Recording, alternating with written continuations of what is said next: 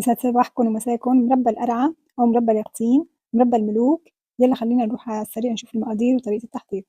اللي بدأوا عندي مربى القرعة بيسألوني شو نوع القرعة اللي عم باستعملها، هي القرعة اللي عم باستعملها موجودة بكل المولات الألمانية.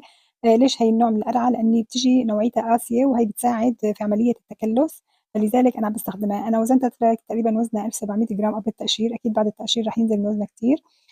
بعد ما قطعتها لحزوز بلشت أقشّرها وأشيل اللِّب تبعها. بعدها باستخدام آلة التقطيع تبعة البطاطا قطّعتها بهالشكل هيدا، فيكم تستخدموا السكينة العادية. بالنسبة للكِلس، المادة اللي رح نكلّس فيها القرعة، رح نجيب أول شي صحن يكون عندنا مادة البلاستيك. وبالنسبة للكِلسة اشتريتها من المحلات العربية، هي نوع من أنواع الكِلسة المتوفرة بالسوق. لكل كيلو قرع بعد التقطير رح نحتاج 250 جرام من الكِلسة. بدي أحط الكِلس أفضّيها بالصحن البلاستيك، وبعدها بدنا نضيف عليها حوالي لتر ونُص مَي مغلية، ورح نتركها لحتى تبرد تمامًا وترقد. بعد ما بردت مَيّة الكِلس تمامًا بنشيل الوش اللي بيطلع على الوش الأبيض، وبعدها بنحط بس المَي الصافية، وبنترك الكِلس الراقد تحت ما نستخدمه. بنحط المَي الراقدة فوق الكِلسة وبنتركها تنتقع فيها لمدة 24 ساعة. بعد مرور 24 ساعة بنغسل القرع من الكِلس 4، 5 مرات تحت المَي حتى نتأكد إنه زالت عنه مَيّة الكِلس تمامًا. وبعدين بدنا نجيب الطنجرة اللي بدنا نطبخ فيها القرعة، بنحط فيها طبقة من القرع، وبنحط بعدها طبقة من السكر، وبعدها بنرجع نضيف الطبقة التانية من القرع ونكمل طبقة السكر. بالنسبة للسكر، لكل كيلو قرع بده حوالي كيلو سكر. بدنا نضيف حوالي لتر مَي للقرع والسكر ونحطّن على النار على حرارة متوسطة، ونبلش نطبخن. بعد مرور ساعة ونُص أنا كنت بهالفترة هي كل شوي عم باقلّب القرع من تحت لفوق وباحرّكه.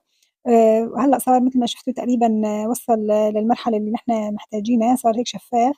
وهلأ بنبلّش بنحط أعواد قرنفل، وهي الشغلة بترجع لاختياركم. وحطيت كمان كام عود قرفة، هيك بيعطوا نكهة وكتير طيبة للمربى اليقطين.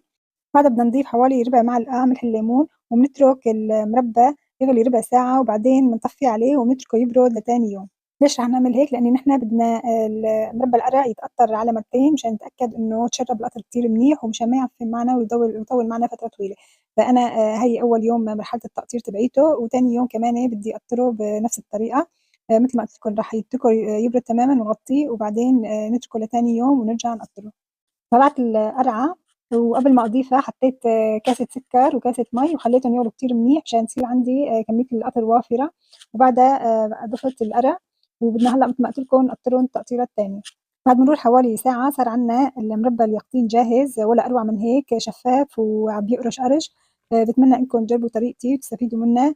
ولا تنسوا الاشتراك وتفعيل زر الجرس وتشاركوا الوصفة مع أصدقائكم. أشوفكم على خير وسلام.